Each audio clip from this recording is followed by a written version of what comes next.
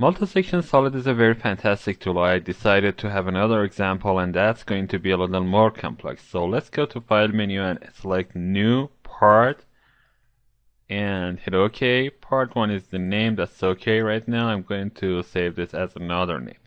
And first of all, I need to create a plane about 250 millimeters above the XY plane, and that's going to be a good place to create my plane. Now you can see both plane here. And I'm going to select XY plane first of all. Go to sketch environment and draw an ellipse here. About here, it's okay. This is going to be minor axis. I want to remove these coincidences. These are not okay. These coincidences are going to go again. But you can add some constraints like the semi-minor or semi-major axis, and that's going to be good constraints to add. So I exit my workbench. I go to the plane that I've created, that's plane 1, and click the sketch environment, fit all in to see this. And I'm going to pan down a little bit. I select a circle and draw the circle right here. So this is going to be the circle that I have created. Again, I don't want to have this coincidence, but I can add some other constraints such as diameter or the distance between the center of this to the center of my coordinates. So I exit my workbench. Now I have two different sketches here. Now I want to add a guide, and that guide is going to be used as a spine for what I'm going to create. So I select YZ plane. This is the perpendicular plane to these two planes. So I go to the sketch environment, and you can see these two right now. I press Control page down to zoom out a little bit, and you can see this two sketches. Now I select the spline by going to this operation toolbars and toolset, of course, and I do not have to have a coinciding point with the sketches that I have created here. So first point is going to be here, the second point is going to be here, and the third point is going to be here.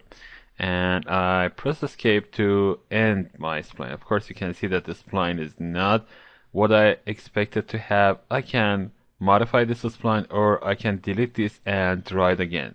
Let's modify this by double click on this spline. I can see that the spline definition is going to be open. So the first point is the beginning point, the second point is the ending point. You can see that I can add some points before or after this point. And add point after is selected, so I select the first point. By selecting the face point and clicking some point between these 2 points, I add some control point here. And I'm going to remove the constraint again. So I press Control Z first of all.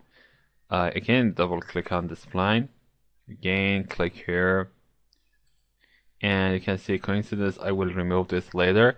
I want to add another control point here. So I have 4 control points right now. I press OK. And now I remove the coincidences that I don't want to have them. If you do not want to have automatic constraints, you can go to Sketch Tool and remove the geometrical or dimensional constraint. Here, the geometrical constraints are applied automatically. I don't want to have this. So I can grab each point and draw it where I want. This is going to be the first place. This is going to be here. And now this is going to be here. That's okay. This is a good spline.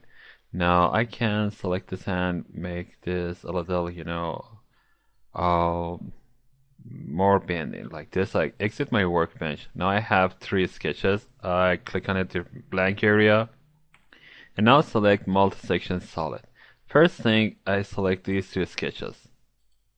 And the second thing, I go to spine tab here, activate the dialog box and select this. Now you can see this is selected. So I click on preview. You can see that this has, let's click OK first and rotate a little bit. You can see that this is a little too narrow here. It is not a cusp, but it is too much of narrowness. And this is because the 2 sketches that I have used for the body are not the same. So the thing is, I can change the sketches, or I can go and select the control points and move them around. So I click on multi-section solid so that the dialog box is open. And now let's rotate a little bit to show you what I'm going to do. You can see that some control points are here, some closing points, of course. I can see this control points have an arrow. So if I click on the arrow, you can see that it changes its direction, and temporarily it is red because it tells me I have to calculate this again. So I click on preview and you can see that it has calculated this. I click on OK and rotate it a little bit and you can see that this is perfect right now. Of course, as I told you, you need to change control points several times if you have some more complex shapes such as polygons or such things for the ending and starting sketch. But here, because this is a circle, it has only one control point, so I clicked on that and you can see that this is perfect right now. Now to end this section, I want to add some more items to this. I select this face and select the sketch. I want to fit everything in. I'm going to add a rectangle here. I exit my workbench. Now that I have this, I want to pad this. And instead of going down, I want to go up. So I click on reverse direction, 20 millimeters is OK, and I click OK.